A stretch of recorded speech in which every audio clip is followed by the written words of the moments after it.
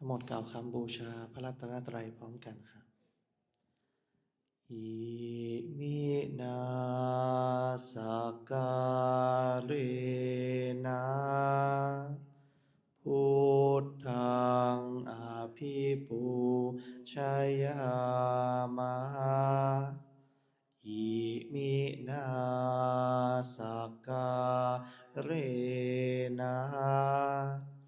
ธัมมังอภิปู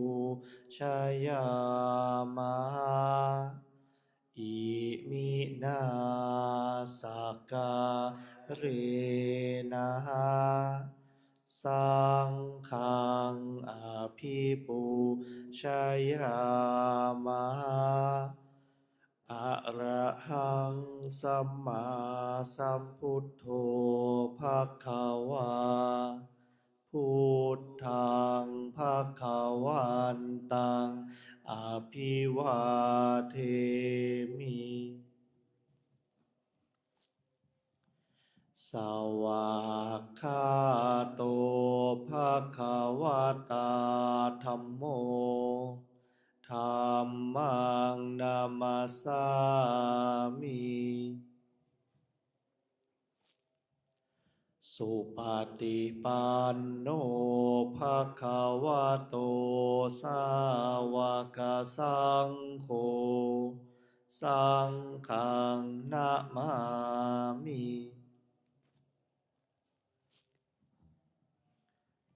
เปิดหนังสือหน้าที่4ครับ หันธรรมยังพุทธัสสะภะคะวะโตปุพพภาคณมะการังกะโรมะเซนะโมตัสสะภะคะวะโตอะระหะโตสัมมาสัมพุทธัสสะนะโมตัสสะภะคะวะโตอะระหะโตสัมมาสัมพุทธัสสะนะโมตัสสะภะคะวะโตอะระหะโตสัมมาสัมพุทธัสสะพุทธังสารนังคัจฉามิธัมมังสารนังคัจฉามิสังฆังสารนังคัจฉามิทุติยมปิพุทธังสารนังคัจฉามิทุติยมปิธัมมังสารนังคัจฉามิทุติยมปิสังฆังสารนังคัจฉามิตาติยมปิพุทธังสารนังคัจฉามิตาติยมปิธัมมังสารนังคัจฉามิตาติยมปิสังฆังสารนังคัจฉามิธรรมที่พระพุทธเจ้าทรงแสดงไว้เพื่อประโยชน์ของสัตว์โลกเป็นธรรมที่เห็นได้ยากยิ่งสำหรับธรรมที่จะกล่าวต่อไปนี้เป็นธรรมที่สามารถกระทำความสงบอันประเสริฐและสามารถประทานซึ่งสมบัติทั้งปวงเป็นเครื่องสงบเหตุร้ายทั้งปวงเป็นเครื่องป้องกันอมนุษย์และยักษ์เป็นเครื่องระงับความตายก่อนกำหนดเวลาเป็นเครื่องขจัดความเศร้าโศกและโรคเป็นเครื่องย่ำยีกำลังเป็นเครื่องจำเริญชัยชนะแด่พระราชาเป็นเครื่องนำสิ่งที่ไม่น่าปรารถนาทั้งปวงออกไปเป็นธรรมอันประเสริฐข้าพระเจ้าจากแสดงคุณธรรมเช่นนั้นตามสภาพที่เป็นจริง ณที่ใดมีผู้กล่าวว่าจะสรรเสริญพระคุณอันประเสริฐของพระรัตนตรัยด้วยจิตที่เลื่อมใสณที่นั้นความสุขความสบายและความสวัสดีย่อมมีแก่ผู้นั้นตลอดกาลทุกเมื่ออิติปิโสภะคะวาเพราะเหตุอย่างนี้พระผู้มีพระภาคเจ้านั้นอะระหังเป็นผู้ไกลจากกิเลสสัมมาสัมพุทโธเป็นผู้ตรัสรู้ชอบโดยพระองค์เองวิชชาจารณะสัมปันโนเป็นผู้ถึงพร้อมด้วยวิชชาและจารณะสุขโตเป็นผู้ไปแล้วด้วยดีโลกวิทูเป็นผู้รู้โลกอย่างแจ่มแจ้งอนุตตโรปุริสธรรมสารถิเป็นผู้สามารถฝึกบุรุษที่สมควรฝึกได้อย่างไม่มีใครยิ่งกว่าสัทธาเทวมนุษย์สานังเป็นครูผู้สอนของเทวดาและมนุษย์ทั้งหลายพุทโธเป็นผู้รู้ผู้ตื่นผู้เบิกบานด้วยธรรมภควาติเป็นผู้มีความจำเริญจำแนกธรรมสั่งสอนสัตว์ดังนี้สวากขาโตภควตาธัมโมพระธรรมเป็นธรรมที่พระผู้มีพระภาคเจ้าตรัสไว้ดีแล้วสันทิฏฐิโกเป็นสิ่งที่ผู้ศึกษาและปฏิบัติพึงเห็นได้ด้วยตนเองอากาลิโกเป็นสิ่งที่ปฏิบัติได้และให้ผลได้ไม่จำกัดเอหิปัสสิโกเป็นสิ่งที่ควรกล่าวกับผู้อื่นว่าท่านจงมาดูเถิดโอปะนะยิโกเป็นสิ่งที่ควรน้อมเข้ามาใส่ตัวปัจจตังเวทิตัพโพวินยูหีติเป็นสิ่งที่ผู้รู้พึงรู้ได้เฉพาะตนดังนี้สุปฏิปันโนภะคะวะโตสาวกสังโฆทรงสาวกของพระผู้มีพระภาคเจ้าหมู่ใดปฏิบัติดีแล้วอุชุปฏิปันโนภะคะวะโตสาวกสังโฆทรงสาวกของพระผู้มีพระภาคเจ้าหมู่ใดปฏิบัติตรงแล้วยายะปฏิปันโนภะคะวะโตสาวกสังโฆทรงสาวกของพระผู้มีพระภาคเจ้าหมู่ใดปฏิบัติเพื่อรู้ธรรมเป็นเครื่องออกจากทุกข์แล้วสามีจิปฏิปันโนภะคะวะโตสาวกสังโฆทรงสาวกของพระผู้มีพระภาคเจ้าหมู่ใดปฏิบัติสมควรแล้วยะทิทางได้แก่บุคคลเหล่านี้คือจัตตาริปุริสายุคานิอัฏฐปุริสปุคลาคู่แห่งบุรุษสี่คู่นับเรียงตัวได้8บุรุษเอสะภะคะวะโตสาวกสังโฆนั่นแหละทรงสาวกของพระผู้มีพระภาคเจ้าอาหุนายโยเป็นผู้ควรแก่สักการะที่เขานำมาบูชาปาหุนายโย เป็นผู้ควรแก่สักการะที่เขาจัดไว้ต้อนรับทักขินายโยเป็นผู้ควรรับทักษิณาทาน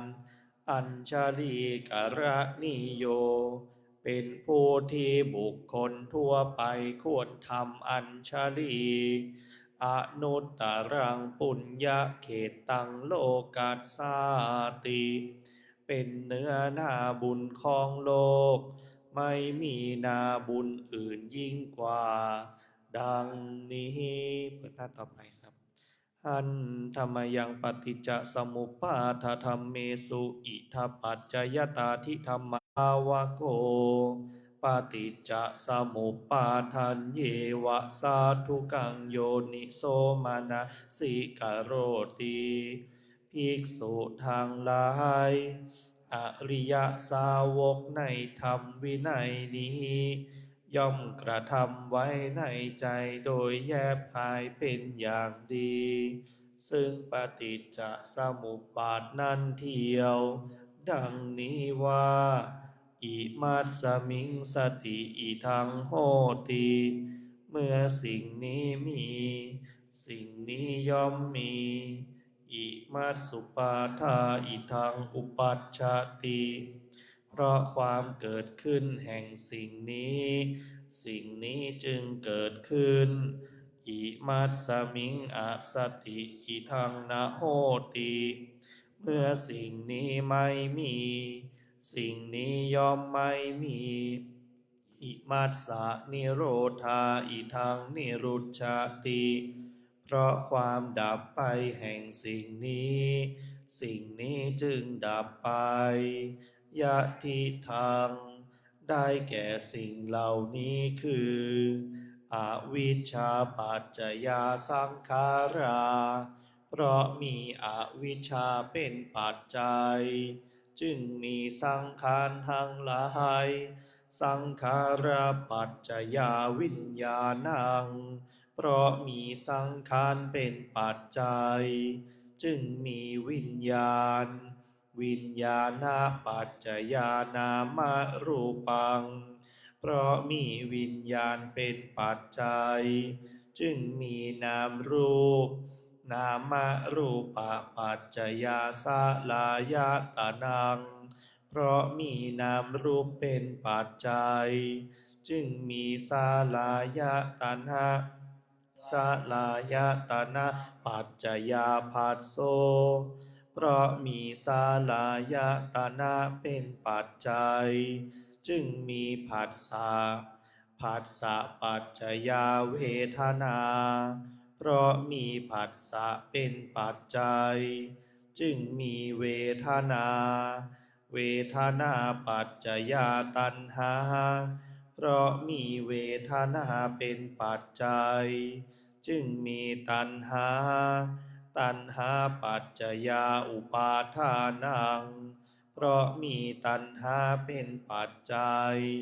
จึงมีอุปาทานอุปาทานะปัจจยาภะโวเพราะมีอุปาทานเป็นปัจจัยจึงมีภพภาวะปัจจยาชาติเพราะมีภพเป็นปัจจัยจึงมีชาติชาติปัจจยาชรามรณังโสกะปริเทวะทุกขโทมนัสสุปายาสาสัมภวันติเพราะมีชาติเป็นปัจจัยชรามรณะโสกะปริเทวะทุกขโทมนัสอุปายาสะทางหลายจึงเกิดขึ้นครบถ้วนเอวะเมตัสสะเกวลัสสะทุกขคันทัสสะสมุทัยโยโหติความเกิดขึ้นพร้อมแห่งกองทุกข์ทั้งสิ้นนี้ย่อมมีด้วยอาการอย่างนี้อวิชชายตะเววะอะเสสะวิราคะนิโรธาสังขาระนิโรโทเพราะความจางคลายดับไปโดยไม่เหลือแห่งอวิชชานั้นเทียว จึงมีความดับแห่งสังขารสังขารนิโรธาวิญญาณนิโรโธเพราะมีความดับแห่งสังขารจึงมีความดับแห่งวิญญาณวิญญาณนิโรธานามรูปนิโรโธเพราะมีความดับแห่งวิญญาณจึงมีความดับแห่งนามรูปนามรูปนิโรธาสลายตนะนิโรโธเพราะมีความดับจึงมีความดับแห่งสาลายตนะสาลายตนะนิโรธาผัสสะนิโรโธเพราะมีความดับแห่งสาลายตนะจึงมีความดับแห่งผัสสะผัสสะนิโรธาเวทนานิโรโธเพราะมีความดับแห่งผัสสะจึงมีความดับแห่งเวทนาเวทนานิโรธาตัณหานิโรโธเพราะมีความดับแห่งเวทนาจึงมีความดับแห่งตัณหาตัณหานิโรธาอุปาทานานิโรโธเพราะมีความดับแห่งตัณหาจึงมีความดับแห่งอุปาทานอุปาทานานิโรธาภาวะนิโรโธเพราะมีความดับแห่งอุปาทานจึงมีความดับแห่งภพภาวะนิโรธาชาตินิโรโธเพราะมีความดับแห่งภพจึงมีความดับแห่งชาติชาตินิโรธาชรามรณังโสกปริเทวะทุกขโทมนัสสุปายาสานิรุชชันติเพราะมีความดับแห่งชาตินั้นแลชรามรณะโสกปริเทวะทุกขโทมนัสอุปายาสะทางหลายจึงดับสิ้นเอวะเมตัสสะเกวลัสสะทุกขคันทัสสะนิโรโธโหติติความดับลงแห่งกองทุกข์ทั้งสิ้นนี้ย่อมมีด้วยอาการอย่างนี้ดังนี้